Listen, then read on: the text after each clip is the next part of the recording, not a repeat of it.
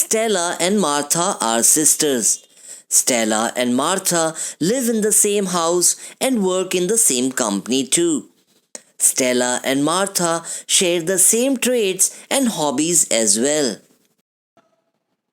अभी जो आपने वाक्य देखे ना वो पढ़ने में ठीक थे और ना ही सुनने में, क्योंकि हमने यहाँ नाउन्स को ओवर यूज किया है और इसमें एक चीज मिसिंग थी, वो है प्रोनाउंस। प्रोनाउंस ऐसे शब्द होते हैं जो हम नाउन्स की जगह यूज करते हैं। आइए प्रोनाउंस को यूज करते हैं और देखते हैं कि सेंटेंसेस कैसे लगते हैं। Stella and Martha are sisters. They live in the same house and work in the same company too. They share the same traits and hobbies as well. अब ये सभी वाक्य पढ़ने और सुनने में बिल्कुल सही लग रहे थे, क्योंकि यहाँ हमने नाउन्स और प्रोनाउंस दोनों को सही तरीके से इस्तेमाल किया है। इससे पता चलता है कि प्रोनाउंस हमारी कम्युनिकेशन के अहम हिस्से हैं। इसलिए इस लेसन और आने वाले लेसन्स में हम 10 प्रकार के प्रोनाउंस के बारे में पढ़ेंगे, जो कि हैं personal, possessive, reflexive, emphasising, demonstrative, interrogative, reciprocal, relative, indefinite और डिस्ट्रीब्यूटिव प्रोनाउंस। तो आइए शुरुआत करते हैं पर्सनल प्रोनाउंस से। ये ऐसे प्रोनाउंस या शब्द हैं जो किसी नाउन जो किसी व्यक्ति या वस्तु के स्थान पर इस्तेमाल होते हैं, और ये 3 प्रकार के होते हैं जिन्हें हम 3 पर्सन्स में डिवाइड कर देते हैं, फर्स्ट, सेकंड और थर्ड पर्सन। फर्स्ट पर्सन वो पर्सन होता है जो बोल रहा होता है, the person who is speaking. Second person होता है जिसके साथ बात की जा रही हो, द पर्सन स्पोकन टू। और थर्ड पर्सन कोई भी व्यक्ति या वस्तु होता है जिसके बारे में बात की जा रही हो। किसी भी सेंटेंस में पर्सनल प्रोनाउन या फिर सब्जेक्ट होता है या ऑब्जेक्ट। आइए हम एक चार्ट देख लेते हैं जिसके जरिए हम फेमिलियर हो जाएंगे तीनों पर्सन्स के सब्जेक्टिव और ऑब्जेक्टिव केसेस से। The first person singular in subject case is I and the plural is we. The respective objective cases are me and us. For the second person you, subjective and objective cases remain the same. You also remain the same when used in singular or plural. He, she and it are the third person singular in subjective case. They is the plural form. Him, her, them and it are objective cases. Interestingly, pronoun it remains the same in subjective and objective cases.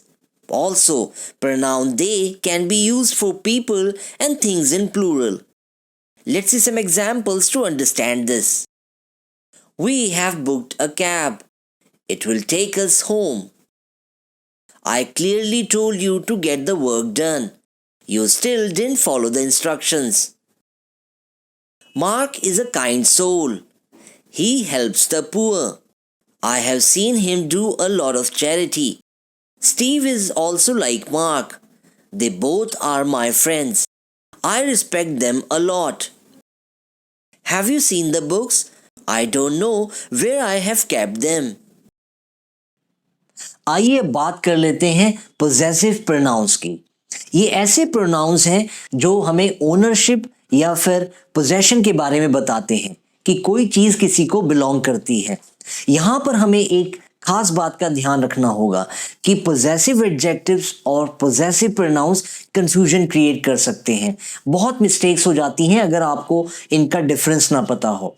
तो यहाँ पर एक याद रखने वाली बात यह है कि जहां पर भी पोजेसिव एडजेक्टिव आएगा वो हमेशा नाउन से पहले होगा और पोजेसिव प्रोनाउंस नाउन की जगह पे आएगा। ये डिफरेंस को अगर आप याद रखेंगे तो मिस्टेक्स नहीं होंगी। आइए अब एक चार्ट देख लेते हैं जिसके जरिए हम देखेंगे कि तीनों पर्सन्स के पोजेसिव एडजेक्टिव्स और पोजेसिव प्रोनाउंस कैसे दिखते हैं। Possessive adjectives of first person are my and our. Possessive pronouns are mine and ours. For the second person, the possessive adjective is your and possessive pronoun is yours.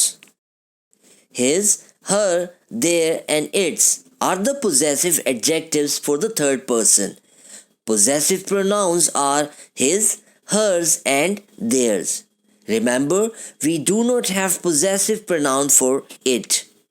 Now let's see some sentences to learn to use possessive adjectives and pronouns correctly. These are our books. Those books are yours. Their room is big. Hers is bigger. This is my car. And this is its key. Remember, it does not have a possessive pronoun. It can only be used as possessive adjective. अपने screen पर दिए गए इन वाक्यों को देखिए। ये दोनों ही वाक्य गलत हैं। ऐसे वाक्यों से आपको बचना होगा। आपको याद रखना होगा कि पोजेसिव प्रोनाउंस होते हैं ours, yours, theirs and hers. यहाँ पर एस के बगैर इनको यूज करना गलत होगा। सो फ्रेंड्स, इस लेसन में बस इतना ही। आई होप आपको जो इन्फॉर्मेशन मैंने प्रोनाउंस के बारे में दी आपको पसंद आई होगी। अगर आप प्रोनाउंस को और डिटेल में पढ़ना चाहते हैं तो आप इनलाइवन इंग्लिश ऐप को डाउनलोड कीजिए। यहाँ पर आपको मिलेगी ई बुक और प्रैक्टिस एक्सरसाइजेस प्रोनाउंस से रिलेटेड। अगले लेसन में मैं आपके साथ फिर आऊँगा क्योंकि अभी हमारी डिस्कशन प्रोनाउंस के बारे में शुरू हुई है और अभी काफ़ी कुछ जानना बाकी है। अगले लेसन में फिर मिलते हैं। तब तक कुछ सीखते रहिए, कुछ नया करते रहिए। Thank you.